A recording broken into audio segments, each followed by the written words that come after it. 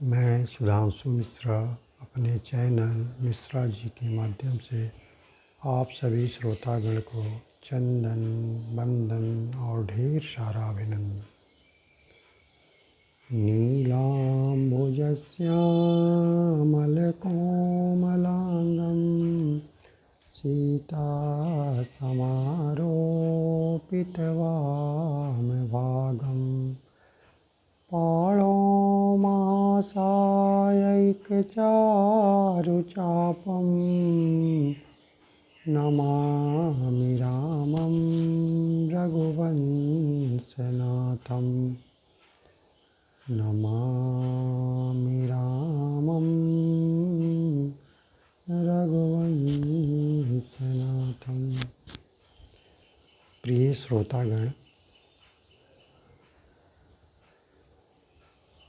आप सभी लोग तो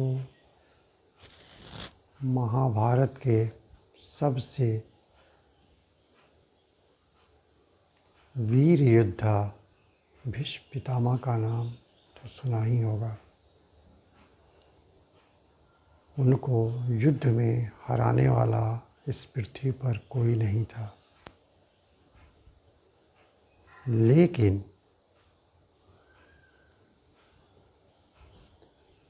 कई बार ऐसा होता है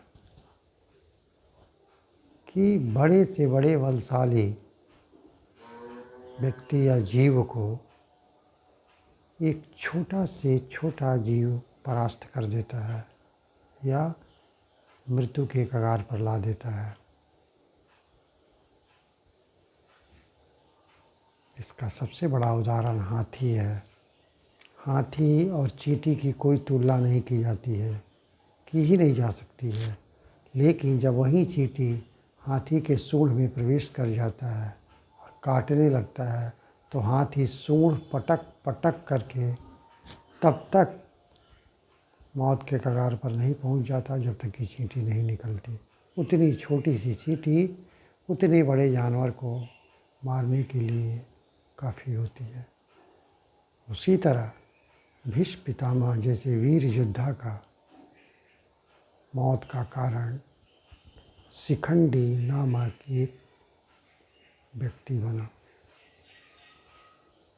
आइए हम चलते हैं, ये बात जानते हैं कि शिखंडी कौन था।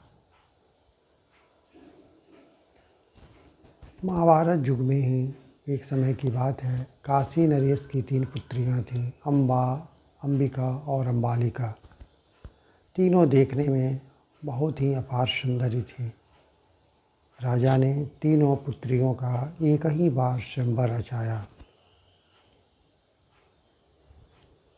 संयोग से उस समय के सबसे वीर और सामर्थ्यवान राजघराना हस्तिनापुर को उन्होंने द्वेषवश ईर्ष्यावश निमंत्रण नहीं भेजा।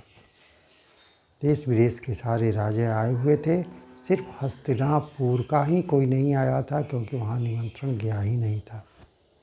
यह सुनकर के भीष्म को बड़ा क्रोध हुआ और वहाँ से वो भरी सभा में आए और सारे राजाओं को ललकारते हुए तीनों काशी नरेश की तीनों कन्याओं अम्बा, अंबिका, अम्बालिका को ज़बरदस्ती अपहरण करके वहाँ से रथ पर बिठा करके लेके चल दिए। और उन्होंने मन में सोचा कि उनका जो भाई विचित्रवीर्य है, उस विचित्रवीर्य से इन तीनों की शादी करके वंश को आगे बढ़ाएंगे। क्योंकि भीष्म पितामह तो पहले ही प्रतिज्ञा कर चुके थे कि मैं आजीवन ब्रह्मचर्य का पालन करूँगा। लेकिन सिंहासन के प्रति उनका विश्वास और सुरक्षा का भाव ये था कि वो विचित्रवीर्य अपने सौतेले भाई से शादी करा करके वंश को आगे बढ़ाएं, तभी वो सिंहासन के प्रति वफादार अपने आप को सिद्ध कर सकते थे।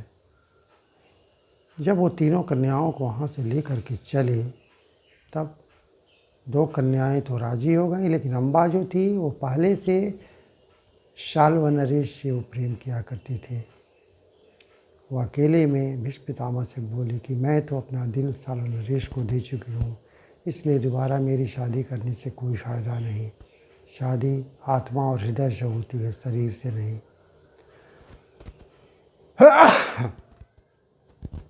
भीष्म पितामह ने उसकी बात मान ली और पुनः साल्वनरेश के पास भेज दिया। जब वो साल्वनरेश के पास आई तो साल्वनरेश ने यह कह करके उसे अपनाने से इनकार कर दिया कि नहीं, जो कन्या कई दिनों तक दूसरे के घर में रही है उसके पवित्र होने की कोई निश्चितता नहीं है, इसलिए मैं तुमसे शादी नहीं कर सकता। अम्बा ना उधर की रही न इधर की रही। फिर वो आकर के भीष्म पितामह से बोली कि आप मेरा हरण करके लाए, आप वहीं शादी कर लें। भीष्म पितामह बोले ऐसा तो हो ही नहीं सकता, मैं तो बचपन में ही ब्रह्मचर्य का प्रतिज्ञा कर चुका हूँ, आजीवन कुंवारा ही रहूँगा। यह सुन करके अम्बा को बड़ा क्रोध आया कि आप ही के अपहरण करने के चलते मैं ना साल्वकी रह पाई और ना आपसे शादी कर पाए। वो काफ़ी गुस्से में हुई। गुस्से में होने के बाद भीष्म पितामह के गुरु परशुराम मुनि के पास के गई। परशुराम मुनि से उन्होंने सारी आप बीती बताई। परशुराम मुनि भीष्म पितामह को लाख समझाए, नहीं मानने पर अंततः वह युद्ध के लिए उतारू हो गए। लेकिन उस युद्ध में भीष्म पितामह भी अपने गुरु पर भारी पड़ने लगे। अंततः अम्बा ने तपस्या करनी शुरू की, उसके पास कोई विकल्प नहीं था और इतनी घोर तपस्या की उसके शरीर में सिर्फ हड्डियां ही बच गईं। तपस्या के बाद भोलेनाथ ने उन्हें वरदान दिया। वरदान में बोले कि अम्बा तुम्हें क्या वरदान चाहिए। अम्बा ने कहा कि मुझे ऐसा वरदान दें कि मैं अगले जन्म में भीष्म पितामह से अपना प्रतिशोध ले सकूं। उन्होंने जिस तरह मुझे मौत के कगार पर पहुंचा दिया, मैं भी उनके मौत के कगार पर पहुंचा दूं। भोलेनाथ ने उसे वरदान दिया कि कुछ सालों के बाद आप द्रुपद नरेश के घर में जन्म लेंगे और आप ही भीष्म पितामह की मौत का कारण बनेंगे। कई वर्षों के बाद वो द्रुपद नरेश के यहाँ पांचाल नरेश जो थे द्रुपद, उनके यहाँ वो एक पुत्री के रूप में जन्म ली। लेकिन उसको पुत्र की तरह रखा गया। सिर्फ माता पिता ही जानते थे कि वो कन्या है, बाहरी लोग तो उसे पुत्र के रूप में ही जानते थे और उसको अस्त्र शस्त्र का सारा विद्या सिखाया गया। और कालांतर में युद्ध के समय अर्जुन के आगे वहीं खड़ी थी और उसके बाण जो थे भीष्म पितामह को लगे। बाद में पीछे से अर्जुन भी कई बाणों का बौछार किया और भीष्म पितामह अपने रथ से गिरे और उन्हीं बाणों के सहारे लेटे रह गए। चूँकि भीष्म पितामह की ये भी प्रतिज्ञा थी कि वो स्त्रियों पर अस्त्र शस्त्र नहीं उठाते हैं, न उठा सकते हैं। और उन्होंने अपने मौत का कारण भी अर्जुन को बताया था कि जब तुम किसी स्त्री को अपने आगे करके मेरे पर वार करोगे तो मैं स्त्री पर कभी भी अस्त्र शस्त्र नहीं उठाऊंगा। इसलिए अर्जुन ने शिखंडी को आगे करके पीछे से वार किया और भीष्म पितामह बाण से यहाँ पर लेट गए और कालांतर में उनकी मृत्यु हो गई। यानी कि वही अम्बा बाद में शिखंडी के नाम से जन्म ली और भीष्म पितामह के मौत का कारण बनी। कहने का तात्पर्य यही है कि मनुष्य जब ताकतवर होता है तो अपने ताकत के मद में इतना चूर हो जाता है कि उसे कुछ भी दिखाई नहीं देता, न किसी की मान प्रतिष्ठा दिखाई देती और न किसी की इज्जत दिखाई देती है। लेकिन बाद में जब उसको भुगतना पड़ता है तो सिर्फ अफसोस के सिवा कुछ भी हाथ नहीं लगता। इसलिए ईश्वर हर व्यक्ति को मौका देता है। ज़रूरत इस बात की है उस मौके से आप फ़ायदा उठाते हैं या फिर किसी का तिरस्कार करते हैं, किसी का नुकसान करते हैं।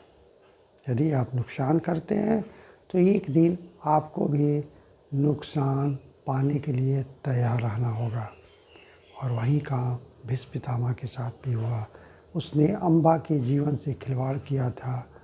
बाद में उनको भी अपने जीवन से हाथ धोना पड़ा, जिनको हराने के लिए इस पृथ्वी पर कोई जन्म नहीं लिया था, लेकिन उनके पहले के पाप जो थे उनको परास्त कर दिए। इसलिए पाप की मुट्ठी इकट्ठी रहती है, जब एक बार खुलती है तो उसके सामने हम और आप टिक नहीं सकते हैं।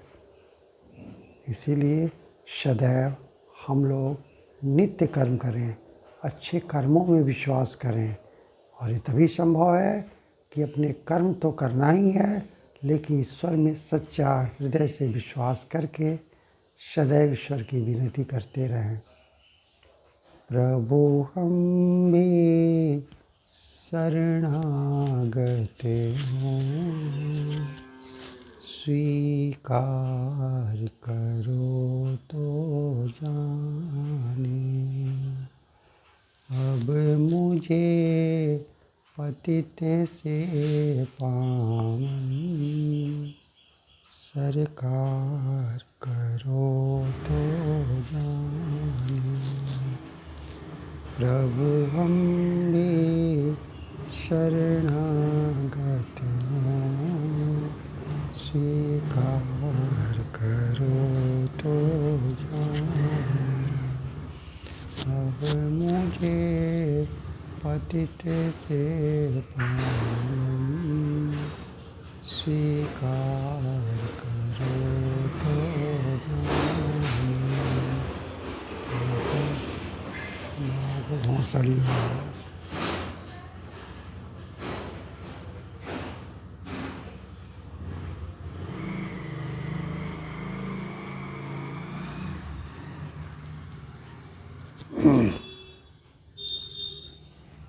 अब मुझे पतित से पावन सरकार करो तो जाने। सीताराम सीताराम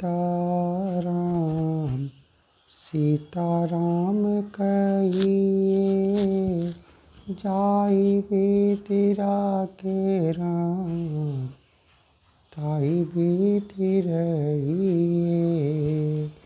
सीताराम सीताराम